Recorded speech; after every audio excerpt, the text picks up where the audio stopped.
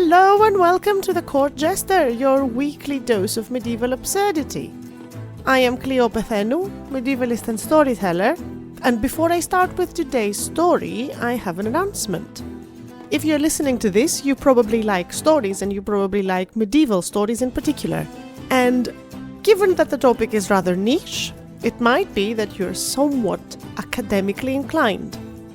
If that is true, if you are also a medievalist working with stories or a storyteller working with medieval material, then there's a very exciting project underway and I want to hear from you.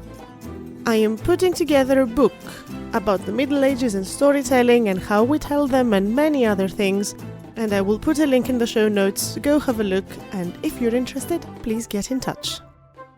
Now that that's out of the way, I'm happy to say that today's content warning is plain and simple. The story I have for you is one big old, long-winded fart joke. And it goes something like this.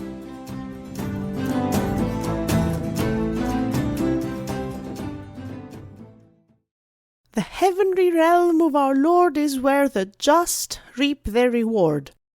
But those who know not charity, wisdom, good deeds, nor honesty have cut themselves off from this joy.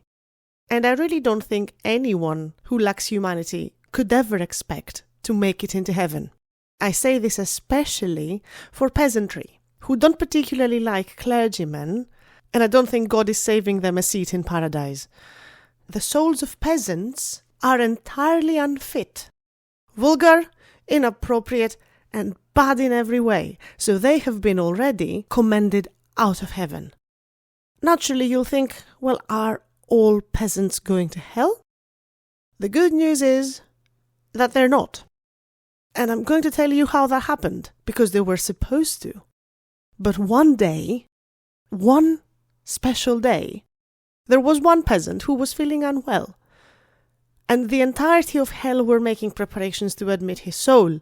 And one of the demons was sent to the world of men to make sure that they collect the soul when it leaves the body. Now, the demon was aware that he was collecting the soul of a peasant, so he was fully expecting the soul to exit the body through the arse, as they usually do.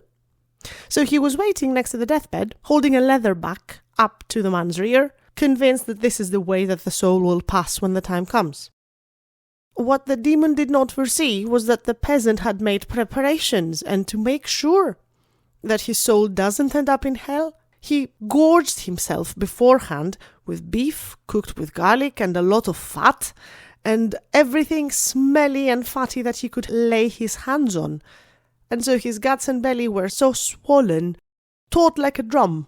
And at that point, our poor peasant who was dying was less afraid for the fate of his soul than he was for the pain in his bowels.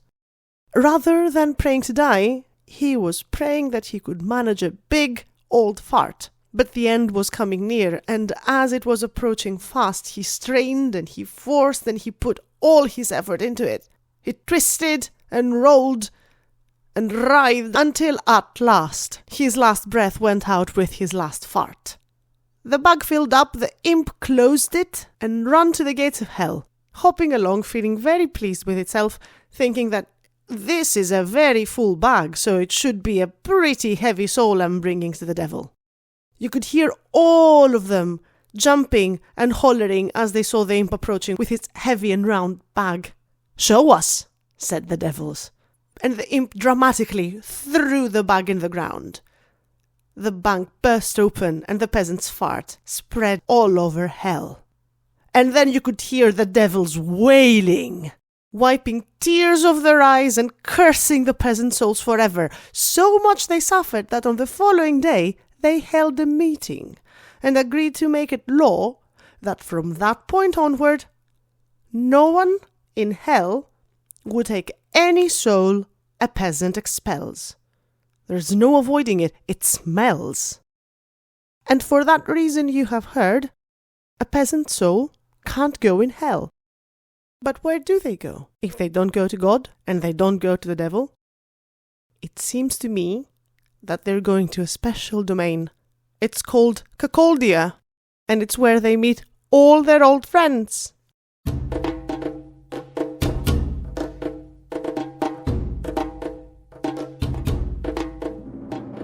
This was a short and not so sweet story about the souls of the peasants and how they ended up being neither in hell nor in heaven.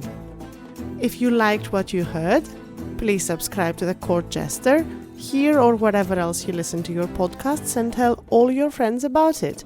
I will put links on the podcast's social media in the show notes. You can find me there and we can talk about it. And if you are so inclined, consider becoming a patron of the podcast on Patreon. It will give me a sense of achievement, and it will give you bonus episodes and other perks. Thank you for listening. Until next time.